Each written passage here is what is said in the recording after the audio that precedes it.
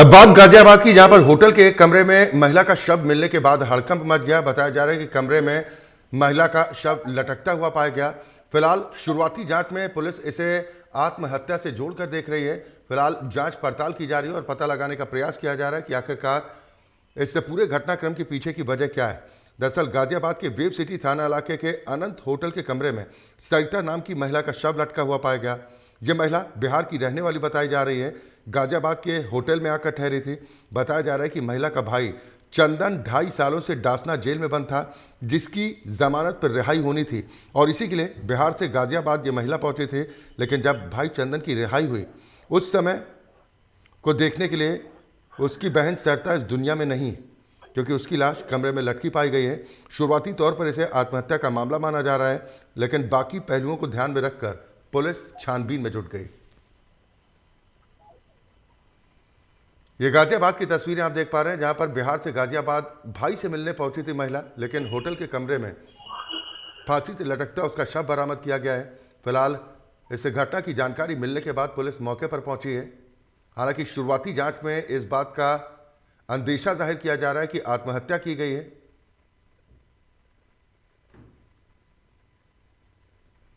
Hotel के कमरे से महिला का एक शव बरामद किया गया है। होटल अनंत की तस्वीरें आप देख पा रहे हैं, जहां पर ये महिला पहुंची थी, बिहार की रहने वाली बताई जा रही है। बताया जा रहा है कि इस महिला का भाई डासना जेल में बंद था, जिसे जमानत मिली थी और इसी मकसद से बिहार से ये महिला गाजियाबाद पहुंची थी, होटल में रुकी थी। लेकिन लटकता हुआ उसका शव मिलने के बाद हड़कंप मचा। आनंद फानमे ने सूचना पुलिस को दी गई, जिसके बाद पुलिस मौके पर पहुंची है। हालांकि शुरुआती जांच में अंदेशा जाहिर किया जा रहा है कि ये मामला आत्महत्या का है। फिलहाल पुलिस अन्य पहलुओं को ध्यान में रखकर भी मामले की तहकीकात में जुटी। चंदन, अभी मैं अनंत होटल में एक महिला का शव मिला है। क्या पूरा मामला था? क्या नाम था? कहाँ की रहने वाली थी? क्या हुआ है घटना? मेरी बहन है। मैं जेल में था, मुझे वो छुड़ाने आई थी।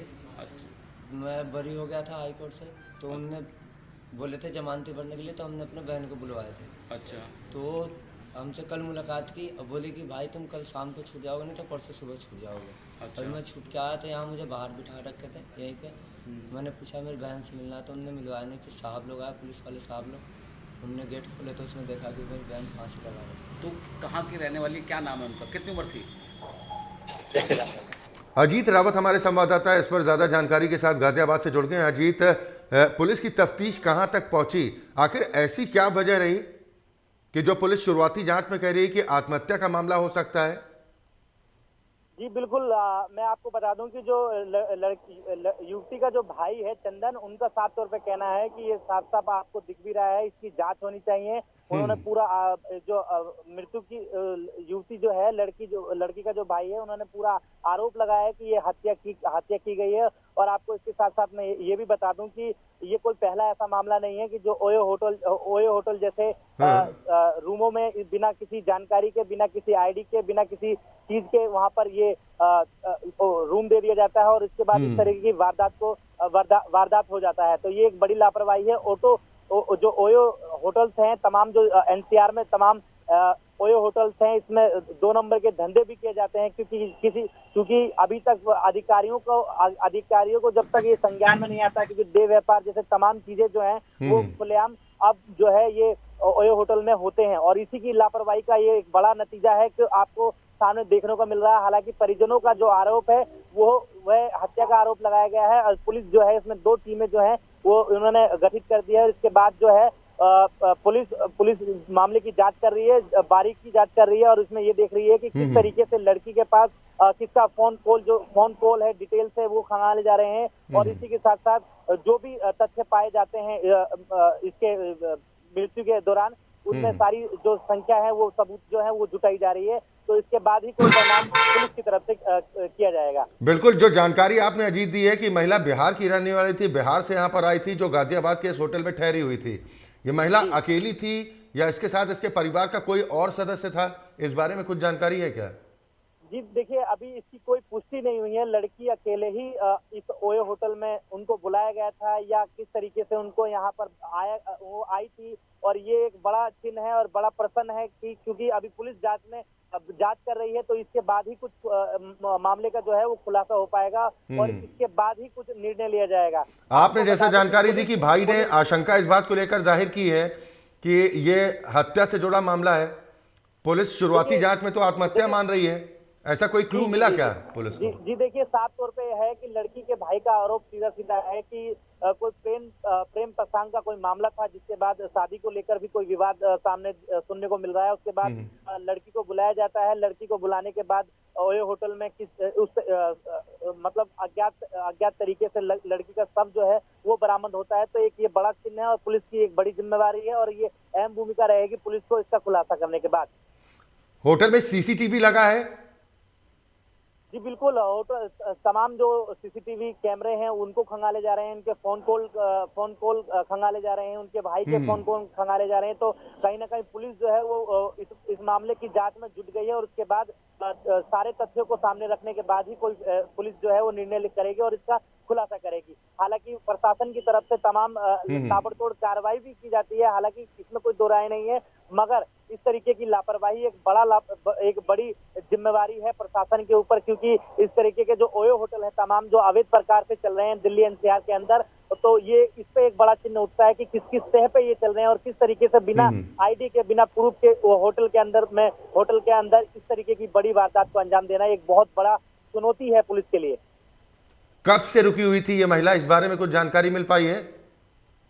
देखिए, हालांकि ये बताया जा रहा है कि पिछले एक दिन से जब उसके कर्मी जो है ओयो होटल के जो कर्मी हैं वहां अंदर गए, उसके बाद जानकारी मिली।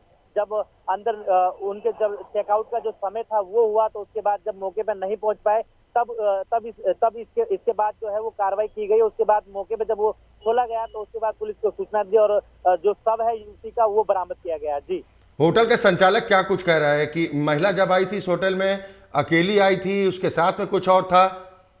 हालांकि अभी ये पुलिस जांच कर रही है इसकी कि किस तरीके से महिला का जो है वो आना हुआ और उसके बाद किसके साथ यहाँ पे आई थी। सीसीटीवी कैमरे में जो है वो पुलिस अभी इस बात का खुलासा नहीं कर रही है। हालांकि पुलिस दावा जरूर कर रही है कि जल्द इस मामले का जो खुलासा है वो किया जाएगा, पर फिलहाल युवती किसके संग आई और किस तरीके से उसके साथ ये बड़ी वारदात को अंजाम दिया गया, ये एक बड़ा सवाल है। सिर्फ नहीं, होटल साहब ऐसा मुमकिन है क्या कि होटल का संचालक अगर महिला अकेली है या कोई साथ में आया उसको इस बात की जानकारी नहीं है, या ऐसे ही छोड़ दिया जाता है कि होटल में कोई कभी भी दाखिल हो सकता है? सबसे बड़ी यही लापरवाही मैं आपको बता भी रहा हूँ। अपने चैनल के माध्यम से भी कई बार मैंने महिला सुरक्षा व्यवस्था पे सवाल उठाए थे और उसको भी लगातार अभियान भी चलाए थे। रात्रि के समय कोई महिला अगर किसी किनारे खड़े हो जाती है, किसी सड़क के किनारे खड़े हो जाती है, तो उसका कोई सुरक्षा के मद्देनजर रखते हुए पुलिस प्रशासन का क्या ये कोई हक नहीं है कि वहां पर वो महिला जो है वो पिछले 1 घंटे से रुकी हुई है या पिछले 1 दिन से रुकी हुई है, कोई जांच नहीं होती है पुलिस की तरफ से, वहां पर कोई जांच करने के लिए नहीं जाता है कि आपके, हालांकि ये रूटीन चेकिंग अभियान भी जो है वो पुलिस की तरफ से चलाया जाता है, मगर किसी भी नहीं, पुलिस की लापरवाही तो आप बता रहे हैं कि पुलिस इस तरह की लापरवाही बरतती है, शायद यही वजह है कि इस तरह की घटनाएं सामने आ जाती हैं, लेकिन जिम्मेदारी तो होटल प्रबंधन की भी है ना कि उनके पास कौन गेस्ट आकर ठहरता है, कौन नहीं ठहरता है, इस बात की जांच पड़ताल तो की जाती है ना, डॉक्यूमेंट्स तो लिए जाते हैं ना। जी बिल्कुल आप अच्छे आप ठीक कह रहे हैं। मैं आपको बता दूं कि ये एक बड़ी लापरवाही है और इस बड़ी लापरवाही के कारण जो है ये सामने देखने को मिलता है बिना किसी आईडी के, बिना किसी प्रूफ के, क्योंकि पुलिस जो कहती है कि बिना वेरिफिकेशन के कोई भी युवती या कोई भी जो होटल गेस्ट है जो अंदर जाने के लिए अनुमति नहीं दी जाती है। उनका आईडी प्रूफ जमा होता है, उनको पूरे साक्ष्य दिए जाते हैं कि किस कारणवश आप इस कमरे में ठहर रहे हैं। तो ये एक बड़ा प्रकरण है, क्योंकि ये एक बड़ा मामला है। हालांकि गाजियाबाद के अंदर ये एक ऐसा पहला मामला नहीं है, कई ऐसे मामले जो हैं वो होटलों में हो चुके हैं। तो ये बड़ी लापरवाही है, जिसके बाद पुलिस पे अब प्रश्न चिन्ह उठ रहे हैं कि पुलिस की अपनी गश्ती के दौरान इस तरीके के तमाम जो होटल हैं अपने अपने गाजियाबाद के अंदर, उनमें चेकिंग की जाती है। हालांकि थाने बाईस के अंदर जितने भी ओयो होटल है उसमें पुलिस का चेकिंग किया जाता है। उसमें रात को जाके गश्त किया जाता है कि आपके होटल में कौन लोग रुके हैं, किस किस्म के लोग रुके हैं, कितने लोगों ने आईडी जमा करी है, कितने लोगों की वहां पे एंट्री की गई है। तो इन सभी चीजों को जांच के बारीकी से जांच कर अंदर भेजा जाता है। तो ये एक होटल संचालक की बड़ी लापरवाही है, जिसके कारण ये एक बड़ी वारदात हुई है। इस महिला की फिर पहचान कैसे हुई? इस महिला का आईडी कार्ड लिया गया था या इससे नहीं लिया गया था? देखिए, उसके फोन कॉल खंगाले गए, पुलिस ने उसके फोन कॉल को खंगाल के उसके बाद जो उसके भाई का पता लगा, उसके बाद भाई मौके पर पहुंचकर उसके बाद उसने अपनी बहन का जो पहचान है वो बताया, और उसके बाद ये स्पष्ट हुआ कि हाँ, ये इनकी बहन थी और यहाँ से आई थी, इस राज्य से आई थी। और इसके बाद का जो मामला है आगे का, वो पुलिस के पास है, पुलिस जांच कर रही है। इसके बाद ही कुछ निर्णय लिया जा सकता है। जी, पुलिस कब तक इस मामले का पर्दाफाश करने का दावा कर रही है? हालांकि देखिए, इसमें टीमें गठित की गई है और पुलिस की तरफ से ये दावा भी किया जा रहा है कि जल्द इस मामले का खुलासा जो है वो आप सबके समक्ष होगा। और ये देखने वाली बात होगी कि पुलिस कितने घंटे के अंदर इस मामले को खुलासा करती है। चलिए, बहुत शुक्रिया अजीत इस खबर पर तमाम जानकारी और बातचीत के लिए। तो गाजियाबाद से खबर आपको बता रहे हैं, जहां पर एक ओयो होटल में एक महिला का संदिग्ध अवस्था में लटकता हुआ शव पाया गया। हालांकि भाई की तरफ से हत्या की आशंका जाहिर की जा रही है। पुलिस शुरुआती जांच में इसे आत्महत्या से जोड़कर देख रही है। फिलहाल पुलिस की तरफ से कहा जा रहा है कि इस मामले में जांच की जा रही है और बहुत जल्द इस पूरे मामले का खुलासा होगा। वक्त एक ब्रेक का है।